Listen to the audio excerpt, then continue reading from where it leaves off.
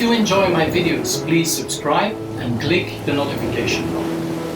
In this video, or rather series of videos, I take you on a very special voyage, one that changed my life and could be an inspiration for others. Whether you like the sea or not, we are all connected to it. A fellow famous sailor, Geoff said the following about it in his famous speech during the America's Cup event. Really, I don't know why it is that all of us are so committed to the sea, except I think it's because, in addition to the fact that the sea changes, and the light changes, and the ships change, it's because we all came from the sea. And it is an interesting biological fact that all of us have in our veins the exact same percentage of salt in our blood that exists in the ocean. And therefore, we have salt in our blood, in our sweat, in our tears. We are tied to the ocean. And when we go back to the sea, whether it is to sail or to watch it, we are going back from whence we came. He is right. There is something magical about the sea. It has a healing effect and makes a person more aware of the power and beauty of nature. But most of all, it opens our spiritual side. Today I live in Thailand, but over the last years I traveled extensively to many amazing places in the world. I consider myself a world citizen. As from a young age I started traveling with my parents. I always find it difficult to answer when people ask me from where I am. Well, my mother was Danish, my father Belgian, and I was born in the Congo. I think there shouldn't be borders at all, but I know President Trump won't agree with me on this subject. Anyway, in 2012 I decided to quit the rat race, which was slowly killing me, and started searching for a deeper meaning in life.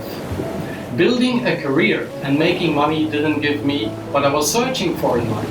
It only gave me an illusion of happiness.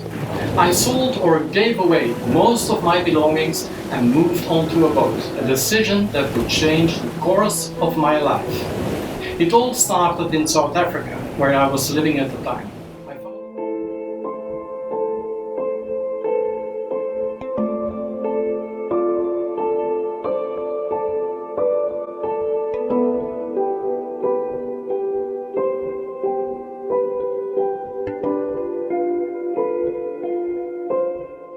I found a small 34-foot catamaran, which seems just good enough for me as a new home and travel company.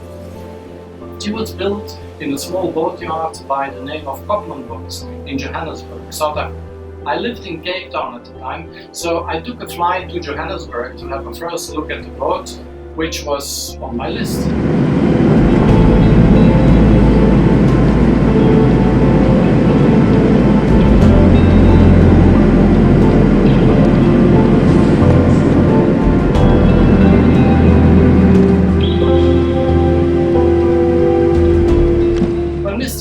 Took me from the airport to his boatyard. We discussed the possibilities of crossing an ocean with such a relatively small boat. So for most people told me that I needed at least a 40-foot boat to be safe. But he immediately told me to look into the past. Many people crossed oceans in much smaller boats. So arrived at the boatyard, it was love at first sight. They say that boats have a soul. Well, I felt instantly connected. While I was negotiating the deal, I decided to get my skipper's license on a monohull in Vaaldam, South Africa. But my love for catamarans came from the first boat I owned, the Hobie 16. It was so much fun to sail.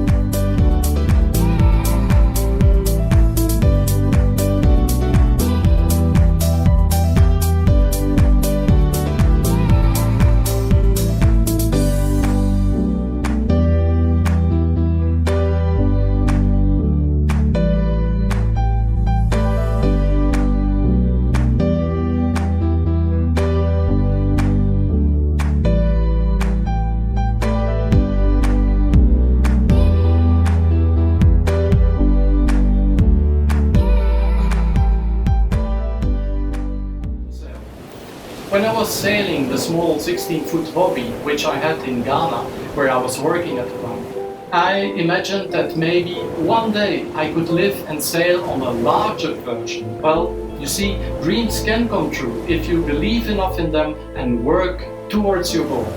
Initially, I wanted to live on a remote island, away from civilization, but that was far beyond my means, so I thought, why not live on a boat? The advantage was that I could move it wherever I wanted to be in the world, which wasn't possible with an island. So in this introduction video, I'll take you from the Vaaldam, where I first tested the boat for a few months, to Richards Bay, where she got her first feel of the Indian Ocean. On the Vaaldam, I became a member of the Pennant Yacht Club, which became my home for over 3 months. I'm still grateful for the people who helped me preparing the boat for my ocean crossing. The first problem we had to solve was transport. The more than 6-meter large boat had to be transported on a truck over the road, and due to her large beam, she needed a police escort. It's only about 75 kilometers from Walkerville, which is south of Johannesburg, where the boat yard was, and the Naysville on the Vaaldam, but it took us quite some time to get there. Mountain Marina in the Naysville was the only place on the Vaaldam where we could launch a catamaran at the time. It was where we would launch her for the first sea trials, always a stressful moment. The Vaaldam in South Africa was constructed in 1938 and lies 77 kilometers south of OR Tambo International Airport. The lake behind the dam wall has a surface area of about 320 square kilometers and is 47 meters deep, but not everywhere, as I experienced. The Vaaldam lies on the Vaal River, which is one of South Africa's strongest flowing rivers. It was the most convenient place to test and prepare the boat for her long ocean voyage. We were not too far from the boatyard, so that they could easily solve any potential problem. I'll let you enjoy the beautiful aerial view of Mountain Marina and the first launch of the boat.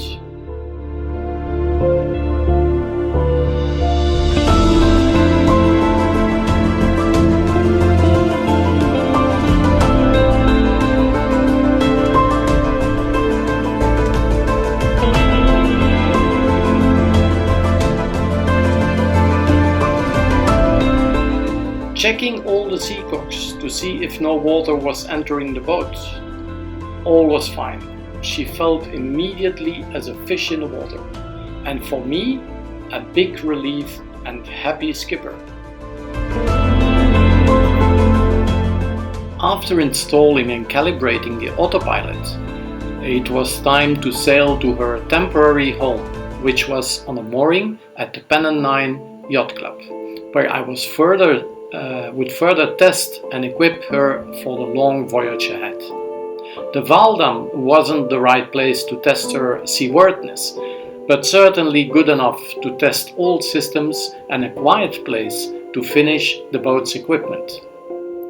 I decided to call her Atlantis, after the lost island to which I always felt connected in some strange way. I must have been a resident there in a former life. I registered Atlantis in Victoria, capital of the Seychelles. When all tests and modifications were done, it was time to sail back to Mountain Marina in the Naysville, to haul out Atlantis and put her on a truck to Richards Bay, where she would finally get into the Indian Ocean. The trip took us 2 days in order to reach our new home, Zululand Yacht Club.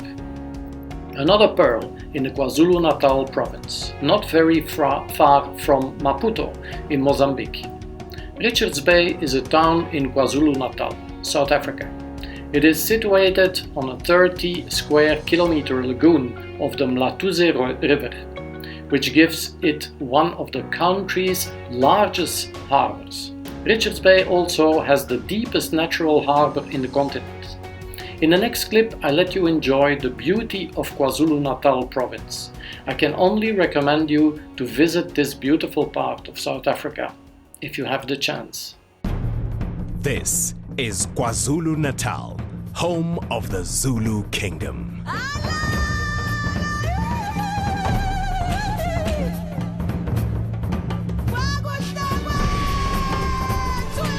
Capture the essence of the Zulu Kingdom, from the warm waters of the Indian Ocean to the World Heritage Site of the mighty Drakensberg Escarpment. The ancient Zulus called this awesome place Ukahlamba, Barrier of Spears. The Boer voortrekkers called it Home of the Dragons. From here, you can survey the glorious realm of the legendary Zulu kings. Follow a tapestry of 1,000 hills on an eagle's wings. Roam thrilling game parks. Relax your spirit on a meander through the gently rolling Midlands. Explore the battlefields of Boer, British and Zulu. Negotiate the breathtakingly beautiful Isimangaliso Wetlands Marine Reserve, World Heritage Site, where turtles breed in November and give birth in January every year. The coast is a marine playground. Surf waves on boards and sea breezes. Follow leaping dolphin, dive with sharks, and experience the bubbling melting pot of exotic cultures that is the heartbeat of vibrant subtropical Durban. This is KwaZulu-Natal, home of the Zulu Kingdom.